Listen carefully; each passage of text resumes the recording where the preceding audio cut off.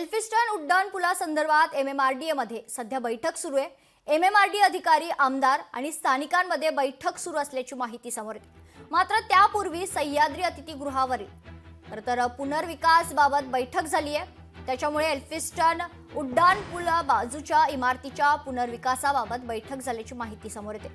Elphinstone उड्डाण पुलासंदर्भात MMRDAचे social सेलचे अधिकारी रोकडे यांच्या नेतृत्वात खरतर ही बैठक झाल्याचं कळतंय। या बैठकीत स्थानिक आमदार कालिदास कोळंबकर आणि स्थानिक नागरिक उपस्थित आहेत।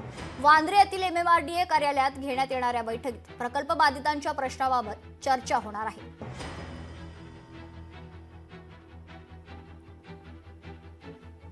या संदर्भात अधिक माहिती जाणून घेऊयात। आमचे प्रतिनिधी स्वप्नील जाधव आपल्यासोबत जोडले गेलेले आहेत। तर स्वप्नील, काय सविस्तर माहिती आहे? ही जी महत्त्वाच्या बैठकीचं आयोजन करण्यात आलेलं आहे, स्थानिक नागरिक आणि स्थानिक आमदार देखील या बैठकीला उपस्थित आहे, मात्र त्याआधी जी महत्त्वाची बैठक झालेली या संपूर्ण विषयात काय अधिकची माहिती आहे स्वप्नील?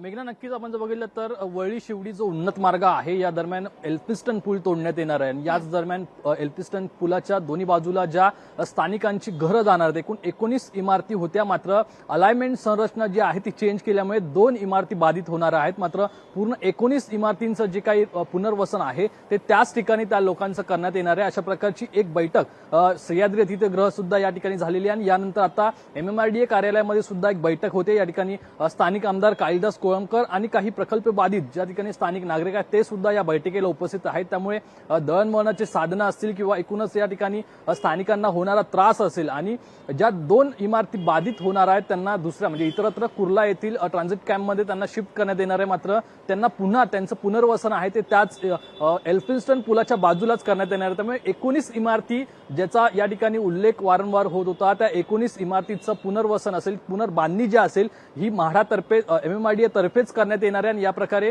मंत्रिमंडळाच्या सुद्धा आजच्या ज्या बैठकीमध्ये आहे मुख्यमंत्री देवेंद्र फडणवीस यांनी सुद्धा त्याला मान्यता दिलेली आहे आणि MMRDA कडून सुद्धा तिथेच इमारती करण्यात येतील अशा प्रकारचा शब्द दिलेला आहे। मात्र आता MMRDAच्या या कार्यालयामध्ये जी बैठक स्थानिक नागरिकांसोबत होतीये त्यामध्ये स्थानिक आमदार कालिदास कोळंबकर सुद्धा आहेत। त्यामुळे स्थानिकांच्या जे काही मागण्या आहेत ते थेट MMRDAच्या आज घरामध्ये खरं तर MMRDAच्या बैठकीमध्ये कशाप्रमाणे सोडवल्या जातात आणि आज यावरती पडदा पडतो का हे पाहणं महत्त्वाचं असेल। मेघना, निश्चित स्वप्नील, खरं तर हा प्रश्न सुटेल का हा महत्त्वाचा प्रश्न आहे। मात्र स्थानिक नागरिकांचा तीव्र निषेध आहे या पुलाच्या पुनर्बांधणीसाठी, कारण त्यांच्या पुनर्वसनाचा खरं तर महत्त्वाचा मुद्दा आहे। त्याच्यावर चर्चा होईल का या बैठकीत ते देखील पाहणं महत्त्वाचं आहे। त्याच्यानंतर खरं तर पाड कामाला एकंदरीतच केव्हा सुरुवात होऊ शकते स्वप्नील?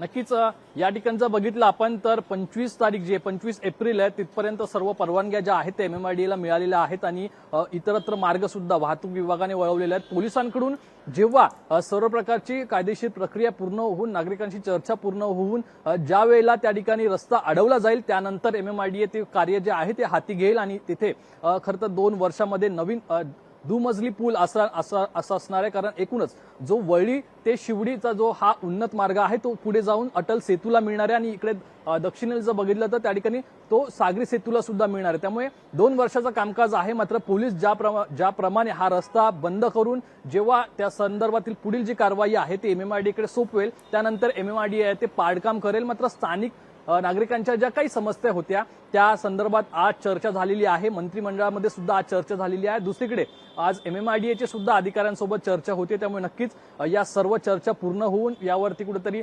सकारात्मक चर्चा होऊन आज किंवा उद्या हा रस्ता जो आहे एल्फिस्टन पूल जो आहे तो बंद करण्यात येईल आणि यानंतर पुढील 2 ते 3 दिवसात MMRDA कडून त्या पुलावरती पाडकाम करण्यास सुरुवात होऊ शकते। निश्चितच एकंदरीतच काय स्वप्नील, तर या बैठकीनंतर काही तोडगा निघतो का हे पाहणं महत्त्वाचं ठरणार आहे। तुर्तास धन्यवाद तू दिलेल्या सविस्तर माहिती। लोकशाही मराठी ऐका, पहा, जागरूक रहा।